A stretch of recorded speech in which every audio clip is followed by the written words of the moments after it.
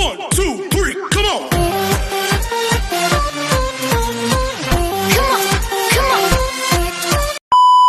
Hello beautiful people! Welcome back to my channel. This is your Mama Sam. Hola mga amigo, amiga, kumare at kumpare. Kamusta kayong lahat? Sana lahat po kayo ay okay at safe ngayong araw na ito. At syempre, kung ako naman ang tatanungin nyo, nakikita naman ninyo ang beauty ng Mama Sam ninyo, fresh overload pa rin. Diba? Ganyan talaga kapag umiinom ka ng maraming vitamin C plus kumakain ka ng maraming banana. Dahil sa banana, mas nakakaloka ang ganda ng Mama Sam ninyo. Charot! So, kamusta naman kayong lahat? Sana lahat kayo ay okay na okay ngayong araw ng Saturday. So, happy Saturday sa atin lahat ng bonggang-bongga. At hindi lang yan, syempre, gusto ko rin magpasalamat sa walang sawang tumatangkilik dito sa Mama Sam Vlog. Araw-araw, lagi-lagi, maraming salamat po sa pagmamahal at support na binibigay ninyo. At hindi lang yan sa mga makasolid na Mama Sam dyan na laging tumututok dito.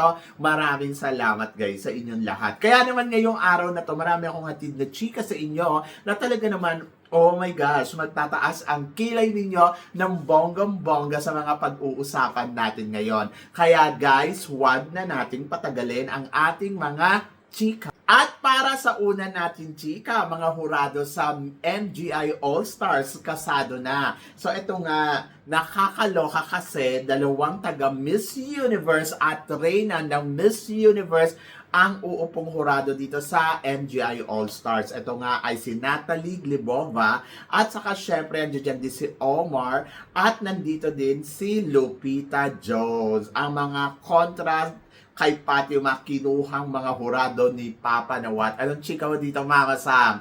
Well, ang chika ko dyan ay nakakaloka. Di ba? Nakakaloka. So, alam talaga ni Papa Nawat kung paano maglaro sa mundo ng pageantry. At nakita naman natin na talaga naman, oh my gosh, ang mga, alam mo yon, yung mga imbier na sa Miss Universe, ayun yung mga pinagkukuha niyang hurado. So, wala naman ako magagawa. Choices niya yon, di ba? Ayun lang. So, tingnan natin kung ano magiging eksena ng mga to sa MGI All-Stars. So, ayun nga, marami nga nawo-worry na baka daw madihado ang candidates natin. Piling ko naman hindi. Piling ko naman lalaban at lalaban ang mga candidates natin ng bonggang-bongga. At ayun, I'm so excited kung ano ang ipapakita nilang eksena ganap dyan sa MGI All-Stars. Ako, para sa akin, magtiwala lang tayo sa candidates natin. Alam ko, nakakabugyan ng bonggang-bongga. And then, good luck, di ba? Good luck dito sa MGI All-Stars na taga Miss Universe ang uupong mga hurado. So, I hope na sana sana ay mapanindigan na nila yan forever, di ba? Hindi ba sa susunod na panahon gusto na nila Miss Universe. And then, pwede din naniniwala na sila na ang MGI All-Stars ang bagong pageant na, alam mo yon, pwedeng pumalit sa Miss Universe in the future. O, di ba? So, good luck. Pero ito ang mas nakakalokan, chika. Sabing ganon, it is true that the Indian claim that the next level of Miss Universe is Miss Cosmo. Di ba? Ako, para sa akin, syempre, iba ang Miss Universe. Marami na nagkiklaim na sila ang papalit sa Miss Universe, either MGI All-Stars before, pero, syempre, hindi pa rin talaga nila kayang pantayan ang nagawa ng Miss Universe. 75th na, di ba? Ngayon taon na to ang Miss Universe. Kumbaga, parang marami pa silang pagdadaanan. Ako, para sa akin, ang Miss Universe ay Miss Universe. Ang Miss Grand ay Miss Grand. Ang Miss Cosmo ay Miss Cosmo. So, walang makakapantay, walang makakapalit sa Miss Universe.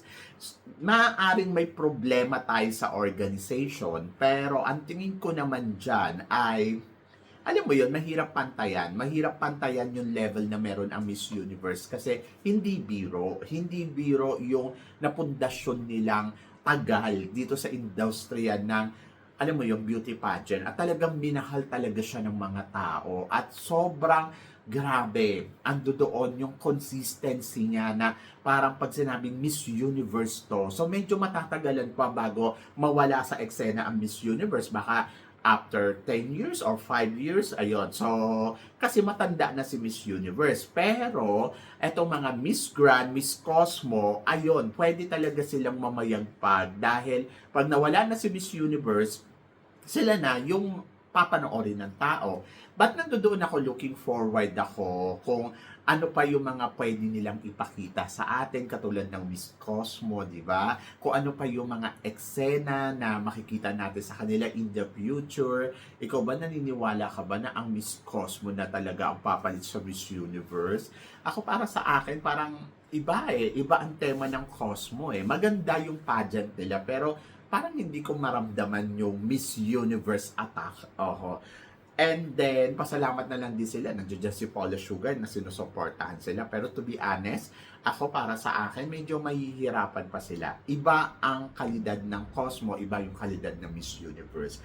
And then, let's see in the future, di ba? So, laban. Oh, yun lang yun. So, ituloy-tuloy lang nila yung pageant nila. And makikita natin na kung paano sila mag-grow as a beauty pageant, di ba? So, yan! At para naman sa sumunod natin, chika, bagong appointed ng Miss Universe Peru para sa Miss Universe. May laban ba sa Miss Universe? To be honest, yes, parang feeling ko, kung tinatanong mo ako kung may laban ba siya, parang yes, may laban kasi maganda. And then, ayun. So, syempre, hihintayin natin kung ano yung magiging eksena niya, kung ano ang magiging ganap niya sa Miss Universe. Syempre, kailangan niyang maghanda. So, parang feeling ko, yes, makakabalik sila sa top 30 ng Miss Universe at pwede silang maka-eksena ng bonggang-bongga or more pa. O, di ba? So, yun. So, ang Peru, nag-aano na rin talaga sila kung sino ang mananalo na Miss Universe sa kanila. Medyo hirap din eh, no? Pero hindi ako magugulat kung ang taon na to ay biglang mapunta sa Peru ang corona ng Miss Universe. Dahil, alam mo yon, nabibigyan kasi ngayon ng chance yung mga bansa na hindi pa talaga nananalo, katulad ng Denmark, di ba? Sobrang parang nagulat tayo, si Miss Denmark ang nanalo. Tapos sumunod, ayan, si Nicaragua, o di ba? So nabibigyan ng chance eh. So ngayon, tingnan natin kung sino nga ba ang mga susunod pa sa under ni Raul, di ba? So yun, so good luck dito kay Peru, and let's see kung sino makakatapat niya sa Pilipinas na pambato natin. Malapit na nating malaman sa May 2 na, o di ba? So excited ako dyan. At para naman sa sumunod nating chika, eto nga, pinag-uusapan, speaking of Miss Universe, dahil ang dating owner na si JKN o si Kun An ay nanalo ang mga nagpautang sa kanya sa kaso laban sa JKN, yung mga nagpautang daw kay Kun An, nanalo. Ngunit nasa papel lamang ito. Wala nang natitirang ari-arian na ang dapat kumpitsahin o kunin sa kasama na ang Miss Universe. So parang wala na silang makukuha dahil naibenta na lahat ni Kun An, di ba? Nakakaloka si Kun An. Talagang tinakbuhan niya na lahat. Oo, di ba? Talagang tinalikuran niya na yung problema niya at nagsimula na siya ng bagong buhay. Ganon. So, yun. So, nakakaloka kung iisipin mo, no? Kasi parang napagplanuhan niya na talaga to lahat, napaghandaan niya na lahat. And then, ayun, ang nakakawindang. Kasi, syempre, di ba, parang inaasahan nga natin na, alam mo yun, na maayos yung problema niya. Pero, problema yan ni Kun An, hindi naman natin problema. Huwag na tayong makisawsaw. At ito ang nabalitaan ko, ang Miss Universe daw ay pag-aari na daw ng Singapore. Pero ang iniisip ko, baka yung share lang ni Kun An ang ibinenta doon sa Singapore. Yan. Hindi rin natin alam, mamaya pinahawakan lang, di ba? So, yon. Kasi di ba nababalitaan natin na magkakaroon nga ng bagong may-ari ang Miss Universe at taga Singapore na ang nakabili. So, parang feeling ko, eto yon. So, ngayon, may share pa rin si Raul. Dahil si Raul ay, yung kalahati naman ng share ay na kay Raul. So, syempre, hindi naman yung binibenta ni Raul, di ba? Kaya, yung share ni Raul at sa kanyang Singaporean ang magtutulong-tulong dito para sa Miss Universe. Pero hindi ko alam kung ilan percent ba. Kasi di ba nababalita noon na parang mas malaki na yung share ni Raul at si Raul na nga ang may power talaga sa Miss Universe. Pagkatapos, siguro, yung nabili na yung kay Kun-an, yung share niya, ayun na. So parang ang may hawak na ay si Raul na ang pinaka-head ng Miss Universe na honor, di ba? So yun, paaaring ganun ha, hindi ko alam. Pero kung ano man ang nasa likod ng Miss Universe at kung sino man, sana lang maayos lang talaga nila ang pageant na 2026 Miss Universe para bumalik din syempre yung tiwala ng tao sa kanila, di ba? Kasi kung hindi nila gagawin yan, kung alam mo yon, kung patuloy nilang gagawin yung mga gusto nilang mangyari, talagang mawawalan na ng tiwala ang mga tao sa kanila. At baka ito na rin yung ikabaksak ng Miss Universe, di ba? So, ayun. So, let's see in the future kung ano nga ba ang mangyayari at kung ano nga ba ang magaganap sa Miss Universe. Pero ito pa ang nasagap kong chika. Sabing ganon, tuloy daw ang Miss Universe sa Puerto Rico. Pero yung parang Senate President ng Puerto Rico ayaw niyang may kasaling transgender sa Miss Universe. O, di ba? Nakakaloka. So, ngayong taon na tong 2026 ay ligwak na yung mga transgender candidates sa Miss Universe. Hindi sila ina-allowed kung sa Puerto Rico gagawin. Dahil kung hindi, maaaring ma-pull out o hindi na maipagpatuloy. To be honest, ako, gusto ko yon. Kasi parang feeling ko, dapat wag nang pasalihin ang mga trans doon sa Miss Universe kasi hindi rin naman nila pinapanalo. Kumbaga parang sayang lang yung effort ng mga trans. So, yun yung akin. And then, may mga pageant naman for trans, doon na lang sila sumali para mas bongga. Kasi kung ipipilit pa nila dito sa Miss Universe, Diyos ko, kawawa din naman sila. Tingnan ninyo, wala naman nangyayari sa mga laban nila, di ba? So, ibig sabihin, pinapasali lang sila dyan, pero hindi rin naman sila papansinin. Kaya better na wag na lang talaga silang sumali. So, yun yung akin. And then, tanggalin na lang din na allowed silang sumali. And then, meron naman MGI All-Stars na allowed naman ang trans. So, doon na lang sila sumali. Baka sakaling pumasok pa sila sa semifinals. So, di ba? So, yun lang yung akin. Hindi naman sa discrimination or what. Kasi yun yung reality. Hindi nila pinapanalo. Hindi naman nila pinapasok sa semifinals. Ba't mo papasasalihin? Sayang lang yung bayad, di ba? Charot. So, yun. Nakakaloka. Kasi naman, lagi naman kasi pinipilit, hindi nga umuugma, di ba? So, ba't mo pa ipipilit? Ba't mo pa ipupush? Di wag na lang magsisalihan. O, ganon kasimple. At ito ang sumunod na chika. Sabing ganon, pambaton ng Spain sa Mr. International na si Nachos, siya na kaya ang susunod sa yapak ni Kurt. To be honest, hindi ko alam. Kung tatanungin mo ko, ang pambato ba ng Spain ay may laban? Totoo, may laban kasi gwapo. Pero depende pa rin sa magiging execution neto sa Mr. International. Oo, gwapo nga siya. Estatwa naman. Alam mo yon? Yung ibig ko sabihin, hindi naman siya nakakapagsalita. Hindi naman siya nakakagalaw. Di wala din, di ba? Alam naman natin ng Mr. International, medyo ito talaga yung hinahangaan kong male pageant sa lahat ng male pageant. Kasi para siyang Miss Universe. Imagine mo, umaten ako ng Mr. Cosmopolitan. So, syempre, may coronation. Tapos yun na, in-announce na yung winner.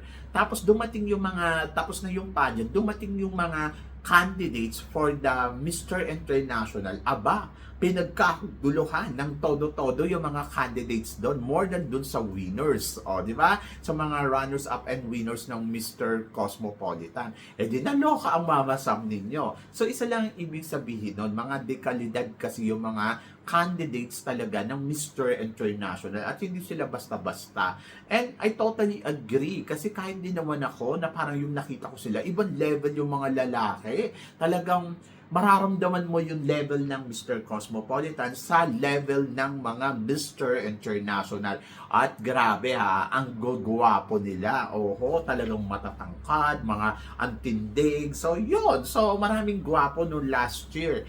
Pero, hindi ibig sabihin nun, pasok na sila sa banga, di ba? So, yan din yung iniisip ko dito kay Mr. Spain, either kay Mr. Philippines. Guwapo si Mr. Philippines, pero yung quality ba, bang pinagsama-sama na sila, aangat ba? Or mamamayagpag ka ba ng bonggong-bongga? So, ganun lang yon. At yan din yung nakikita ko kay Mr. Spain. So, let's see in the future kung ano nga ba ang magiging eksena niya dito sa Mr. International, o, di ba? Bongga. Bongga na explanation ko dyan. So, ewan ko pag hindi mo pa naintindihan. Anyway, so good luck. And then, para naman sa sumunod natin, chika, eto nga, maingay na pinag-uusapan ang pambato ng Venezuela dito sa MGI All-Stars. Sa ngayon daw, ay ito daw ang pinakamalakas na kandidata na pwedeng magpataob sa mga candidates natin sa Pilipinas na inaasahan natin na pwede ding manalo. Well, ang chika ko dyan ay eto nga si Stephanie Gutierrez, ang pambato ng Venezuela na talaga namang masasabi ko, malakas ang laban niya. Kasi naman, Diyos ko naman, don't underestimate yung kakayahan niya. Yung iba sinasabi, ay hindi naman na siya maganda kasi may anak na siya. Ay iba na yung itsura niya. Natural noon kasi 18 years old siya. Ngayon, 27 na siya or 28 or 29, ganon.